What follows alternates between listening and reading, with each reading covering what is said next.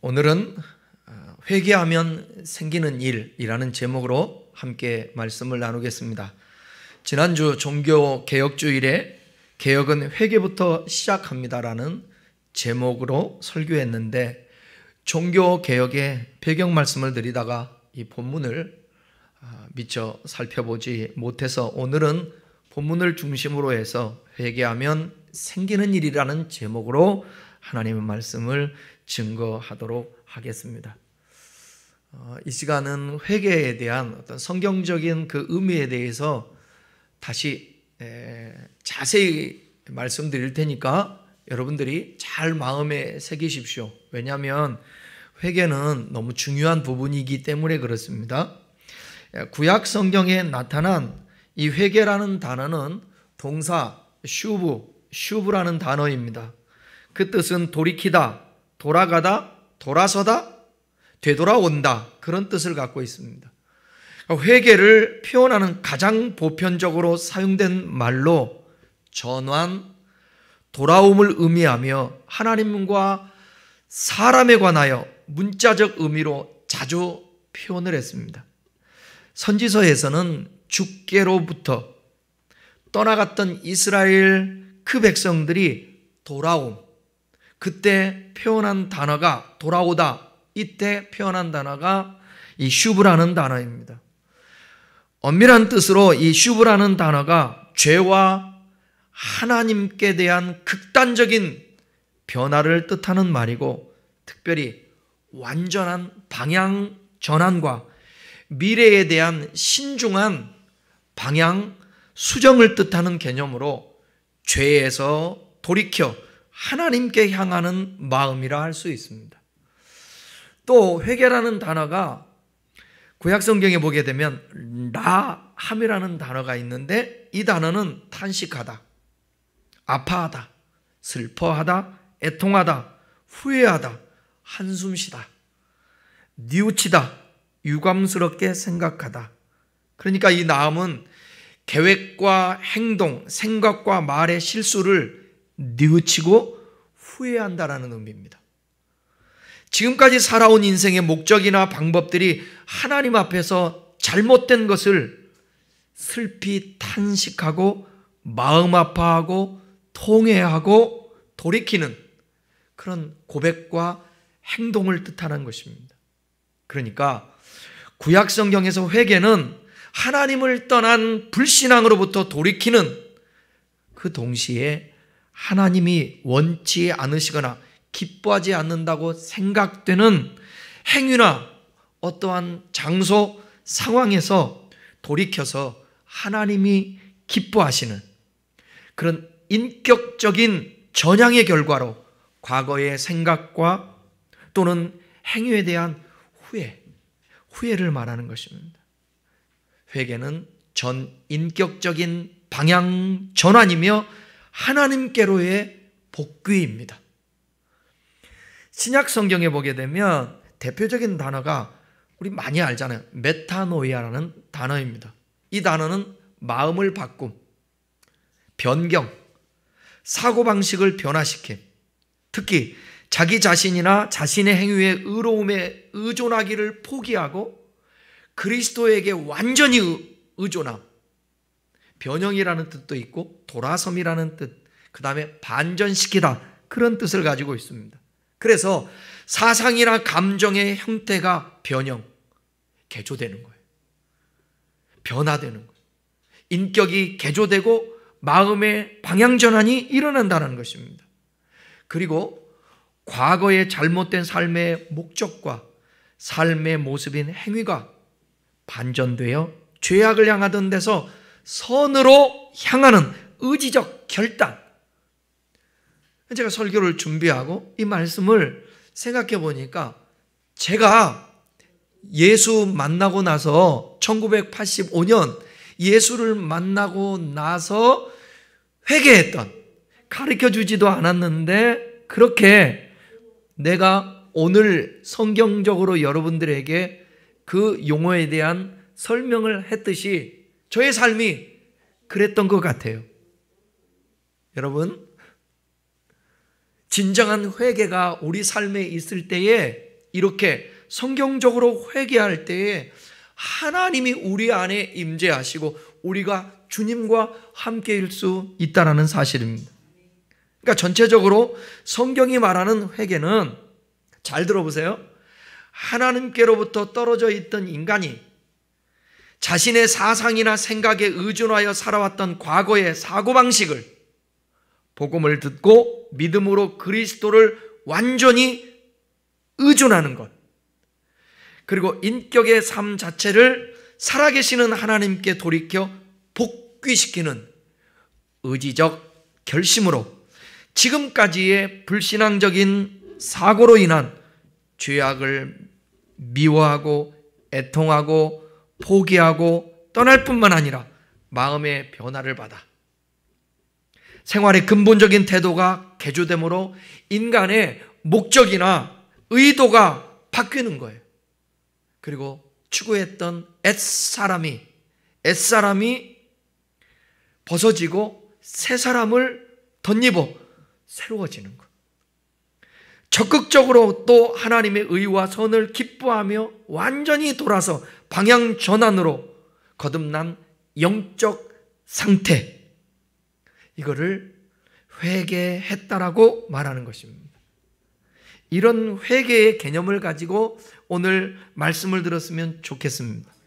오늘 본문을 함께 읽어봤지만 회개하면 생기는 일이 뭐냐면, 하나님이 그들을 불쌍히 여기시고 그들의 가장 지금 힘들고 위태로운 상황에서 내가 방향을 전환하고 바꾸니까 하나님이 그들에게 집중해서 그들을 도우신다는 거예요. 어느 때보다 여러분, 하나님의 도우심이 필요할 때입니다. 나라와 민족을 위해서 정말 기도할 때입니다. 여러분의 개인과 가정, 직장도 마찬가지예요. 요즘은 정치 이슈로 신문이든 인터넷이든 도배를 해요. 뉴스도 도배를 해요. 그러니까 정작 지금 정말 어려운 외교적인 문제, 그 다음에 회사들이, 자영업자들이, 자영업자들만 그렇습니까? 중소기업도 그러고 현재 삼성이라는 그 대기업도 마찬가지잖아요. 힘들어하고 있습니다. 이럴 때 우리가 정말 기도하고, 다른 사람은 모른다고 하지만 우리 예수 믿는 하나님의 사람들이라도 정말 이 시대에 이 어려운 상황들을 직시하면서 하나님 앞에 기도해야 합니다. 회개 기도해야 되는 거예요. 회개 기도. 여러분, 제가 지난주에도 말했지만, 여러분, 시청에, 서울역에, 광화문에 엄청난 인파가 모였습니다. 아무런 일이 안 일어나잖아요. 그냥 한 날 모인 걸로 끝나지 않습니까, 지금? 왜 그러는 일들이 벌어지는가? 그런 기폭제를 통하여서 더 모이고 함께 기도하고 있는데, 진정한 내가 어찌할꼬 하나님 앞에 우리가 회개하고 탄식하고, 정말 아까 성경적인 용어의 그 회개에 진정한 역사가 없기 때문에 그러는 거예요. 앞으로도 마찬가지예요. 교회가 아무리 성장하고 많이 모이고 그런다 할지라도 진정한 회개가 일어나지 않으면 하나님은 움직이지 않습니다. 오늘 이제 본문에서 말씀드리겠지만, 절박한 상황의 위기의 상태에서 블레셋이 더 쳐들어옵니다. 블레셋은 늘 언제나 이스라엘 백성들에게 있어서 그게 고통이에요. 저 북한 저리 가라는 거예요. 북한은 아직 쳐들어오지도 않고 그냥 위협만 하지. 블레셋은 맨날 쳐들어와요. 괴롭혀요. 그런 위기 상황에서 그들이 하나님 앞에 회개하고 돌이킬 때 하나님은 그 블레셋을 물리쳐 줬다라는 거예요. 저와 여러분의 삶 속에 있는 이 나라, 이 민족, 여러분 개인 잘 된다고 나라가 무너지면 그것 다 아무것도 아닌 거예요. 그게 일제강점기고 6.25 아닙니까? 그래서 우리는 다시는 이 땅에 그런 일이 일어나지 않도록 하나님 앞에 회개하며 기도해야 되는 거예요. 정치인들을 위해서 우리가 먼저 회개하고. 여러분 답답하지 않습니까? 온통 청문회도 상임위도 진실공방이야. 진실공방. 이게 거짓인가 아닌가? 어떻게 이 세상이 그렇게 됐습니까? 당연히 그럴 수밖에 없죠. 왜냐하면 거짓의 아비가 누군가? 성경은 거짓의 아비가 마귀래요. 근데 이 세상을 통치하는 게 하나님이 통치해야 되는데 거짓의 영 마귀가 통치하면 거짓말할 수밖에 없는 거예요. 내가 살고 봐야 되는데, 내가 정권 유지해야 되는데, 내가 감옥 가지 않아야 되는데, 이렇게 여러분 우리의 삶 속에서 진정한 회개가 일어나지 않으면 미래는 불보듯 뻔한 거예요. 그래서 먼저 선제적으로 저와 여러분들이 회개해야 되는 거예요. 오늘 본문은 사무엘 선지자가 당시의 백성들을 향하여 모든 죄를 버리고 회개하고 하나님께로 돌아올 것을 외친 말씀입니다. 사무엘의 말씀을 들은 백성들은 하나님 앞에 회개 운동을 하기 시작해요. 민족 대각성 운동이 일어난 것입니다. 여러분, 하나님께서 죄 지을 수밖에 없는 인간의 연약함은 인정하십니다. 그잖아요. 의인은 없나니 하나도 없어. 우리가 연약해서 범죄해. 그래서 하나님은 우리를 긍휼히 여겨주시지만 그럼에도 불구하고 회개하지 않는 것은 주님이 어쩔 수 없어요. 내버려둘 수가 없어요. 회개하지 않을 때는 심판이라는 채찍을 들어서 하나님이 성경에 보면 그들을 돌이키든지 아니면 심판하시든지 한다는 거예요.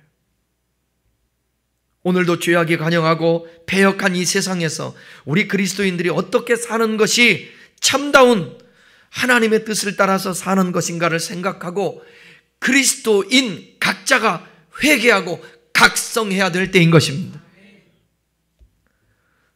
오늘 본문 말씀 사무엘상 7장 3절 말씀 읽어보겠습니다. 함께 읽겠습니다. 사무엘이 이스라엘 온 족속에게 말하여 이르되 만일 너희가 전심으로 여호와께 돌아오려거든 이방신들과 아스타롯을 너희 중에서 제거하고 너희 마음을 여호와께로 향하여 그만을 섬기라. 그리하면 너희를 블레셋 사람의 손에서 건져내시리라. 블레셋 사람들에게 빼앗겼던 하나님의 임재를 상징하는 법궤가 이스라엘로 돌아왔어요. 여러분, 법궤는 하나님의 임재를 상징하잖아요. 그런데 법궤가 블레셋에게 있다가 그 성막, 성전에 있어야 될 법궤가 사라진 거예요. 그곳에 하나님이 임재하거든요. 그 법궤가 돌아왔음에도 불구하고 하지만 이스라엘 백성들의 삶은 하나님께로 온전히 나아가지 못했습니다. 당시 이스라엘 백성들은 하나님만 섬기는 것이 아니라 하나님을 섬긴다고 하면서도 바알도 섬기고요, 아스타롯을 함께 섬기며 우상을 만들어서 가지고 다녔습니다. 바알과 아스타롯을 통해서 풍요와 행복을 누리고자 했던 것입니다. 그러나 우상 숭배의 결과는 블레셋에게 침략을 당하고 고통을 당하는 상황이 되고 말았습니다. 이런 이스라엘 족속들에게 사무엘은 하나님의 말씀을 전합니다. 그리고 하나님께로 돌아가야 한다고 선포합니다.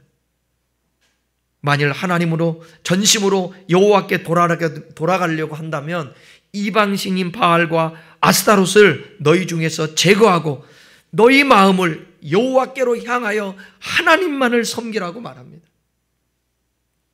그리하면 하나님께서 이스라엘을 블레셋 사람 손에서 건져주시겠다는 거예요. 잘 들어보십시오. 여러분, 하나님을 섬긴다는 것과 하나님만을 섬긴다라는 것은 전혀 다릅니다. 이스라엘 백성들은 하나님을 섬겼습니다. 그런데 하나님만을 섬기지 않았습니다. 동시에 바알도 아스다롯도 섬겼던 거예요. 오늘날 우리의 신앙도 하나님과 겸하여 섬기는 것들이 있다면 돌이켜야 합니다. 하나님만 섬겨야 합니다. 하나님만 의지해야 합니다. 그래야 우리가 하나님 노릇을 해주시는 그 하나님으로 인하여서 축복 가운데 살 수 있게 되는 거예요. 우리 예수 믿으면서 전 보러 가요. 미신을 믿어요. 우상에게 절을 합니다. 구술합니다. 이런 행위는 하나님을 겸하여 그것들과 하나님 믿는다고 해도 섬기는 거나 마찬가지예요. 우리에게 있어서 하나님은 점없고 흠없이 온전한, 성경에 온전한이라는 단어가 되게 많아요. 온전히 섬기래요. 온전히 주님만을 섬기래요. 또한 물질이 우상일 수도 있다는 거예요. 성경 마태복음 6장 24절 한번 같이 읽어보겠습니다. 마태복음 6장 24절.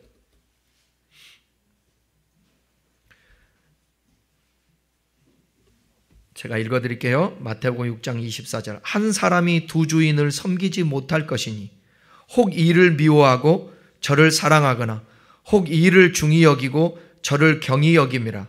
너희가 하나님과 재물을 겸하여 섬기지 못하느니라.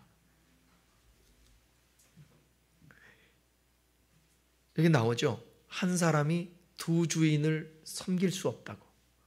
우리는 예수님에 대해서 앞에 붙이잖아요. 뭐라고?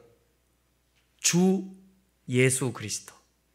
주라는 말을 붙이잖아요. 예수 그리스도께서 이 땅에 오셔서 세상의 구주와 임금이 되셨어요. 그래서 회개하라, 천국이 가까웠느니라. 하나님 나라가 가까웠으니 회개하고 복음을 믿어라. 그 하나님의 나라는 뭐예요? 왕으로서 오시는 예수 그리스도. 하나님의 나라는 킹덤 오브 갓이라고 그랬잖아요. 예수 그리스도께서 이 땅을 통치하시려고 오신 것입니다. 그러면 지금 통치하고 있던 악한 영이 떠나가는 거예요. 그리고 주님이 통치하시는 것입니다. 우리 또한 전에는 악한 영에게 사로잡혀 살았지만, 공중권세 잡은 악한 영에게 사로잡혀 살았지만, 이제는 하나님의 통치 속에서 우리가 살고 있게 되는 거예요. 그래서 그분이 이제는 우리의 주인이에요. 그러니까 두 주인을 섬길 수 있다 없다? 없다. 다른 신 섬기면 안 돼요. 하나님보다 더 중요하게 여기는 사람이 있다. 우상이에요. 하나님보다 더 중하게 여기는 물질이 있다. 우상이에요. 이게 겸하여 섬기는 것입니다. 이것을 하나님이, 그들이 하나님도 섬기고 바알도 섬기고 아스타롯도 섬기는, 너희들 그렇게 겸해서 섬기면 안 돼. 여호와 하나님만을 섬겨야 돼. 이렇게 말하는 거예요. 그러니까 마태복음에서도 예수님이 오셔서 하시는 말씀이, 너희가 두 주인을 섬기지 못할 건데 하나님과 재물을 겸하여 섬기지 못하겠다. 그러니까 여기서 말하는 주인은 뭘 말하는 거예요? 하나님과, 보세요. 사람이 두 주인을 섬기지 못할지니, 그리고 하나님과 재물을 겸하여 섬기지 못하리라. 그럼 여기 두 주인인데 하나는 주님이고 하나는 뭐라는 거예요? 재물이라는 거예요. 물질이라는 거예요. 그러니까 이 시대에 돈이 우상, 왜냐하면 돈 때문에 사람을 죽이기도 하고 배신도 하고. 마포에서 아침에 제가 인터넷 글을 읽으니까 마포에서 고깃집을 하는 사람이 사람을 속여가지고 330억을 사기를 쳤어요. 10년 동안 330억. 그 돈이 어떤 돈이냐? 피 같은 돈. 자기 직원 일하는 사람, 아침부터 저녁까지 나가서 안 쓰고 안 모았던 그 돈들. 징역 13년인가 구형했다고 나오더라고요. 재물이라는 게 그런 거예요. 그 사람들이, 그 사기를 당했던 그 사람들이, 수많은 사람들이 지금 어떻게 할 수가 없어요. 330억. 돈 때문에 사람을 죽이기도 합니다. 그렇기 때문에 저와 여러분들의 삶 속에서, 아니 돈뿐이겠습니까? 권력 때문에 사람을 수도 없이 죽입니다. 우리나라도 그랬지 않습니까? 그걸 회개하라는 거예요. 이런 부분이 우리의 사사로운 삶에서 일어나는 이 회개할 부분들이 너무너무 많은 거예요. 근데 이 회개는 아까 얘기했지만 돌이킴과 결단이라고 그랬잖아요. 결단하기가 무서운 것이지, 결단 딱 하는 순간 다음부터의 모든 삶에 전개되는 책임은 나에게도 분명히 있지만 주님에게 돌아가는 것입니다. 왜냐하면 주님이 하라는 대로 순종을 했습니까? 돌이켰으니까 이제 하나님이 책임져 주셔야죠. 성경이 말하잖아요. 내 명철을 의지하지 말고 여호와를 신뢰하고 여호와를 의뢰하고 인정해라. 그리하면 책임은 누가 지느냐? 네 길을 지도하여 주지라. 아멘이죠. 그래요. 언제나 하나님 한 번도 나를 실망시킨 적 없으시고, 이 문제는 내 너를 버리지 않고 떠나지 아니하라 그랬잖아요. 이 말씀은 히브리서 한번 13장 읽어보세요. 그러면 물질과 관련되어 있는 거예요. 여러분, 물질이 아무리 없고 힘든 상황이다 할지라도 그거 하나님이 여러분들을 버리지 않고 떠나지 않습니다. 지금까지 살아왔잖아요. 앞으로도 살아갈 거예요. 그런데 나이 많아 노년에 범사에 형통하는 복을 누려야죠. 그럼 아브람처럼 해야죠. 아브람 보십시오. 아브람 여러분, 돈 때문에 여러분의 자녀들 바칠 수 있어요? 돈 주고 자녀들 어떻게 할 수 있냐고. 아니죠? 대답을 해요. 자녀가 중요해요? 돈이 중요해요? 자녀잖아요. 그러니까 돈은 생명이고 우상인데 이거보다 더 중요한 게 자녀인데, 아브라함은 이 자녀를 바쳤잖아요. 아끼지 않고 그 믿음 보시고 하나님이 그의 삶을 책임져 줬다라는 거예요. 여호와만을 섬기라는 사무엘이 이스라엘 백성들에게 말씀을 전하자 이스라엘 백성들은 다행히, 여러분 생각해 보십시오. 그거는 이따가 말씀드려야 되겠네. 자, 이스라엘 백성들이 그대로 행하는데 사무엘상 7장 4절 한번 읽어보겠습니다. 시작. 이에 이스라엘 자손이 바알들과 아스다로스를 제거하고 여호와만 섬기니라. 여러분, 바알을, 아스다로스를 제거한다는 게 그들에게 있어서 쉬운가? 절대로 쉽지 않죠. 옛날에 우리나라가 복음이 막 들어오고 그럴 때 가장 걸림돌이 됐던 게 뭐였어요? 제사. 그리고 일제강점기 때 핍박을, 그 목숨까지 이루면서 핍박을 당했던 게 뭐 때문에 그랬어요? 신사참배예요. 신사참배. 전통적으로 내려왔던 거예요. 바알신은요, 남신이에요. 고대 근동 여러 곳에서 비를 내리게 하는 농경신으로 여겨졌어요. 특히 베니게와 가나안에서는 주신이에요. 주신이며 풍요와 폭풍의 신으로 추앙받았어요. 아스다롯은 가나안의 최고의 여신이에요. 최고의 남신인 바알과 더불어 가나안의 대표적 우상으로서 다산과 전쟁의 여신으로 알려졌어요. 여러분, 농경사회 때 가장 중요한 게 하늘에서 비 내리는 거예요. 이거는 성경에 보니까 누가 이른 비와 늦은 비를 준다고 그랬죠? 가나안 땅에 들어가면 하나님. 근데 그들이 바알신, 농경신인 비기를 내리게 하는 바알신을 섬겨요. 생육하고 번성하고 이게 얼마나, 농경사회에는 사람이 많아야 되거든요. 일손이 필요하니까. 아스타롯이 다산신이었어요. 그런데 이 신을 버려야 돼요. 이스라엘이 가나안 정착 초기부터 받아들였던 우상이거든요. 이 우상이 아수르의 여신 이시타르가 바로 아스다롯에서 헬라 시대엔 여러분 미의 여신 알죠? 아프로디테. 그 이름으로 숭배됐던 거예요. 나중에. 그런데 이스라엘 백성들이 바알과 아스타롯을 제하고 여호와만을 섬겼다는 거예요. 여기 제하다라는 말은 뭐냐? 이게 바로 돌이키다, 회개라는 뜻이에요. 돌이킨 거예요. 진정한 회개를 했던 것입니다.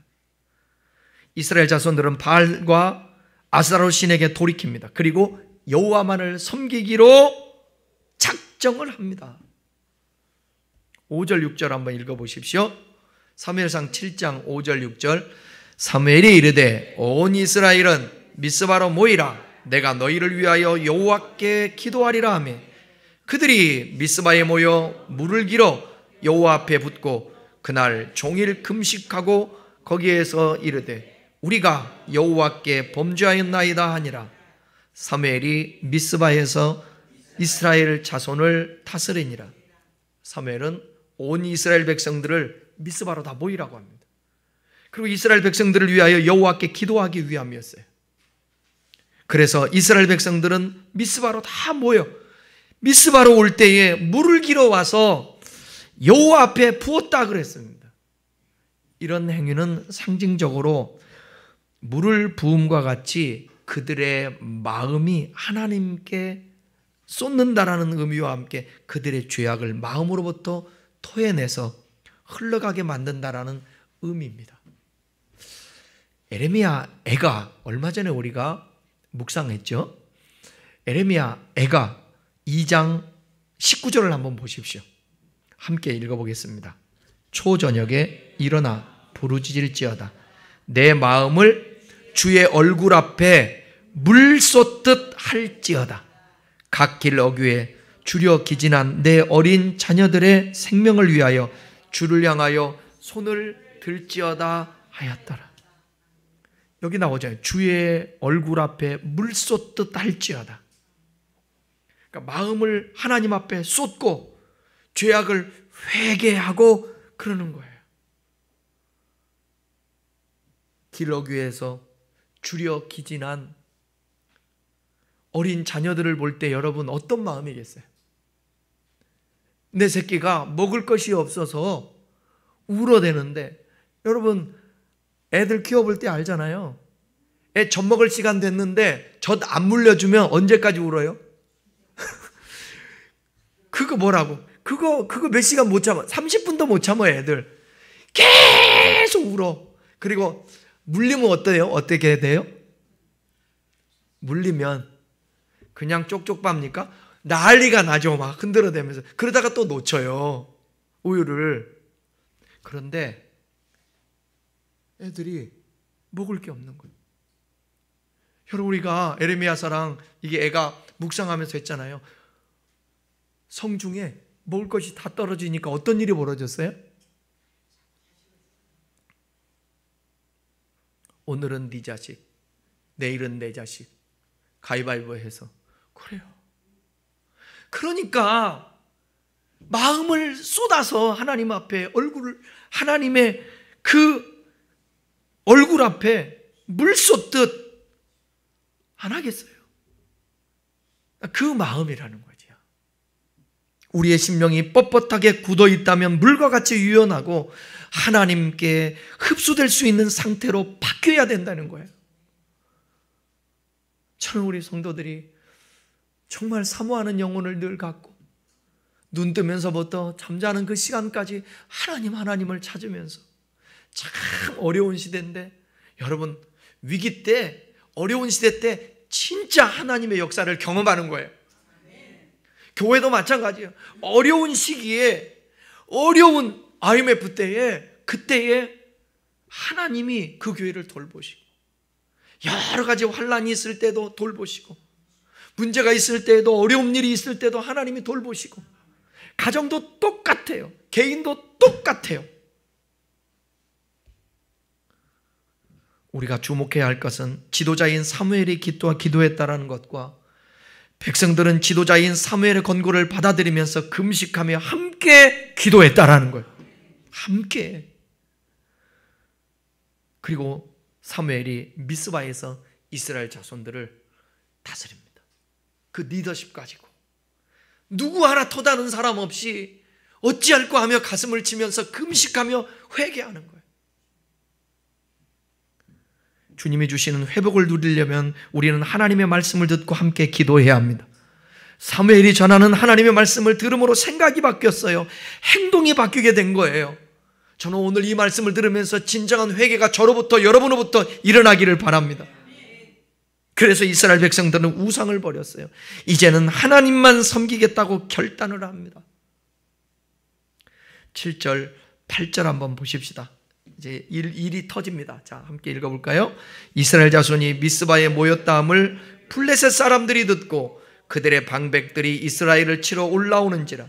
이스라엘 자손들이 듣고 블레셋 사람을 두려워하여 이스라엘 자손이 사무엘에게 이르되 당신은 우리를 위하여 우리 하나님 여호와께 쉬지 말고 부르짖어 우리를 블레셋 사람들의 손에서 구원하시게 하소서 하니.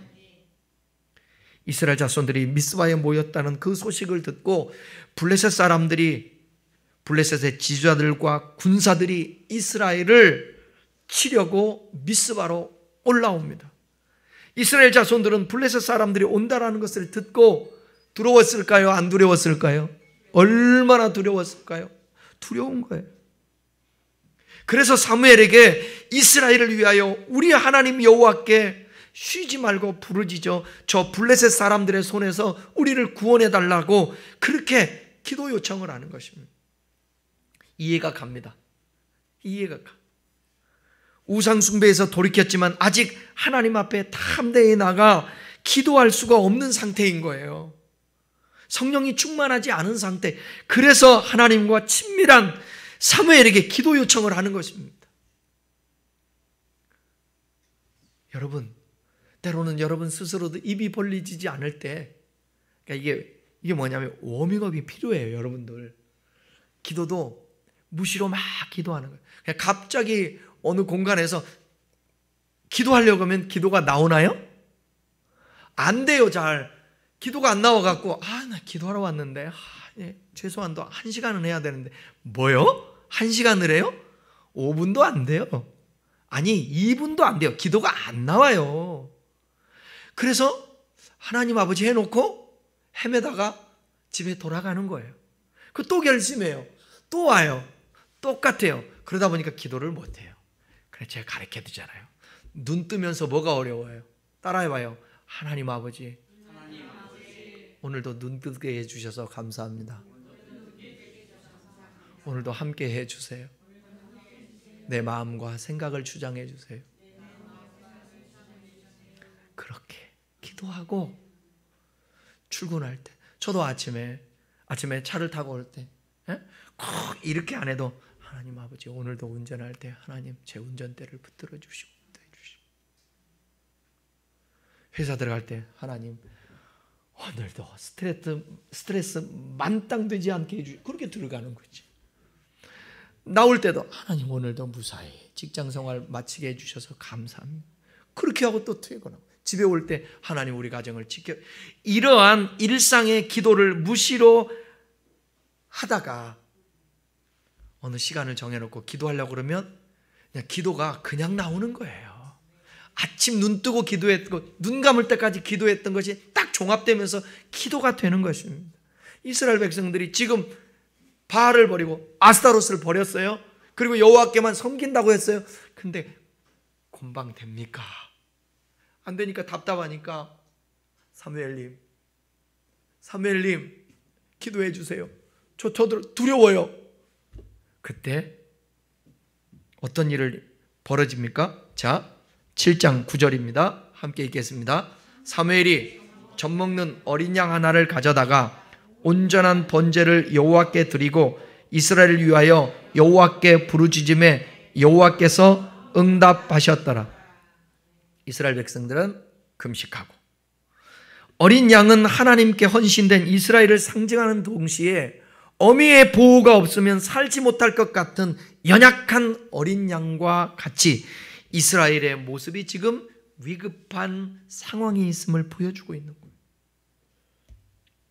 사무엘이 드린 제사가 재물을 완전히 불태우는 번제였어요. 번제. 그것을 지금 강조하는데 이 제사, 재물은 전적으로 하나님께만 속해 있음을 나타내는 거예요. 그 번제들이 하나님, 우리 힘 아무 힘이 없습니다. 저 블레셋은 언제나 우리에게 있어서 괴롭히는 존재인데 미스바에 이렇게 많은 사람들이 모여서 하나님이 말씀하신 대로 내가 선포하고 저들이 바알과 아스타로스를 버리고 우상을 버리고 하나님만이 아니라 다른 신도 겸하여 섬겼던 그것을 청산하고 하나님만 믿겠다라고 작정하고 금식하며 부르짖고 있습니다. 주님, 이 모습을 받아주십시오. 이게 우리의 마음입니다. 물까지 쏟고 마음까지 다 쏟아서 하나님께 집중합니다. 주여, 우리의 기도를 들어주십시오. 사무엘은 부르짖습니다. 그렇게 하나님은 그 기도를 들어주시죠. 민족적으로 회개하고 기도할 때 하나님께서는 기도에 응답하십니다. 이 기도 응답은 사무엘과 백성들이 한마음 되었었어요. 어떤 결과가 벌어졌죠? 10절, 11절을 읽겠습니다. 시작. 사무엘이 번제를 드릴 때에 블레셋 사람이 이스라엘과 싸우려고 가까이 오매 그날에 여호와께서 블레셋 사람에게 큰 우레를 발하여 그들을 어지럽게 하시니 그들이 이스라엘 앞에 패한지라. 이스라엘 사람들이 미스바에서 나가서 블레셋 사람을 추격하여 벤갈 아래에 이르기까지 쳤더라. 블레셋은 이스라엘이 거의 무방비 상태인 채로 모여 있을 것으로 생각하고 군사력을 집중하여 공격하고 미스바로 돌격해 왔지만 성경은 오히려 블레셋이 이스라엘 앞에서 패했다고 기록하고 있습니다. 하나님이 우리를 위하시면 누가 우리를 대적할 수 있겠습니까? 블레셋은 이스라엘 민족을 완전히 붕괴시킬 좋은 기회라고 생각해서 그들을 치기 위하여 가까이 왔지만 하나님께서는 큰 우레를 발하여, 여기 중요한 거예요. 초자연적인 역사로 이스라엘을 보호하고 블레셋을 치시고 이스라엘 앞에 패하게 하셔서 당신의 백성을 보호하셨습니다. 이 초자연적인 사건은 이스라엘의 참된 왕이신 여호와만이 이방 나라와 싸워서 자기 백성을 온전히 보호할 수 있음을 드러내는 것입니다. 여러분, 바알을 섬겼어도 아스다로스를 섬겼어도 그들이 블레셋에서 이스라엘을 지켜주지 못했습니다. 하나님이 지켜주셔야 되는데 겸하여 섬기니까 하나님이 침묵하신 거예요. 그러나 이제 회개하고 미스바에 모여서 여호와께 부르짖음에 하나님이 당신을 계시하는데 초자연적인 역사를 행하시는 거예요. 여러분, 미스바에 모였던 이스라엘이 칼을 들고 나가서 싸운 게 아니에요. 여기 나오지 않습니까? 블레셋 사람에게 큰 우레를 발하여 그들을 어지럽게 하시니. 기도할 때 하나님이 그렇게 하는 거예요. 여러분들을 참 힘들게 하는 환경이든 힘들게 하는 사람이든 기도하세요. 기도하세요. 하나님이 초자연적으로 역사해요.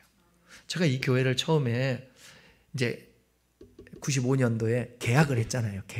계약을 하고 교회 하기로 하고 이제 준비를 다 하고 있는데 부동산에서 장난을 치면서 이걸 파기하려고 돈 복비 더 받고 뭐 복지관인가 뭐에게 이 교회를 거기다 임대를 하려고 그랬어요. 그래서 그때 저는 다 준비되어 있고 다 선포해 놓고 그랬는데 어떻게 해요? 그래서 하나님 앞에 눈물로 기도했죠. 하나님, 그렇다고 그때 나이가 제가 28의 나이에 뭘 어른들한테 따지고 마고 세상 물정 아무것도 모르는데 그냥 학교 다니고 그냥 교회에서 전도사하고 그러다가 세상 물정을 아무것도 모르는데 뭘 따지겠어요. 뭐 그냥 말하는 대로 그런가 보다 하는데 하나님 어떡합니까? 그 기도할 때 하나님이 초자연적으로 하나님이 마음을 바꾸고 사람들을 바꿔서 다시 전화 오게 만들어서 그냥 계약합시다 그러더라고. 여러분의 삶의 현장에서도 마찬가지예요. 인간의 힘으로는 도저히 안 되는 것들, 주님 앞에 우리가 온전히 회개하고 하나님 중심으로 살겠다고 결단하는 순간 하나님께서 역사하시겠죠. 그건 하나님의 몫이니까. 이스라엘 사람들이 미스바에 나가서 도망하는 블레셋 사람들을 오히려 추격해서 뱃갈 아래에 이르기까지 공격했다고 나오는 것입니다.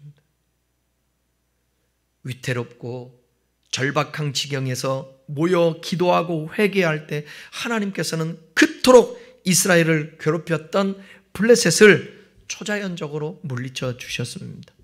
여러분, 오늘의 설교 제목처럼 회개할 때 생기는 일은 뭐냐?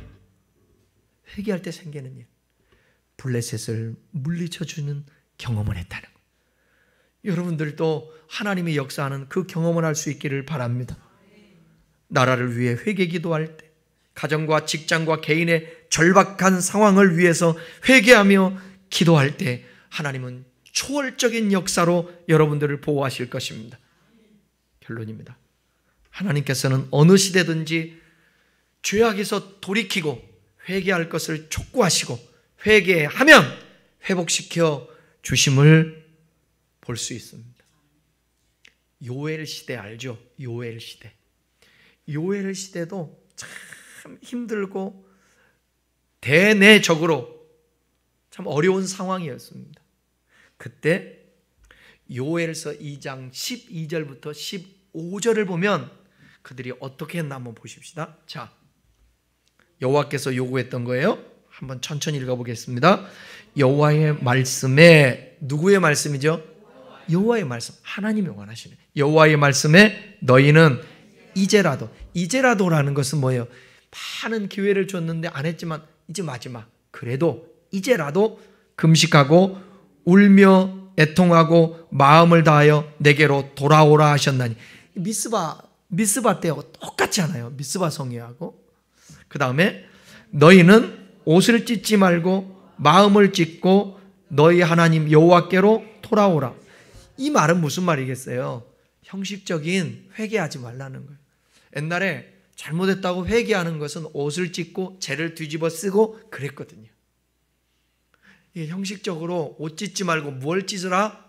마음을 찢고 어디에게로 하나님께로 돌아오라. 이 돌아오라, 회개하라는 얘기예요.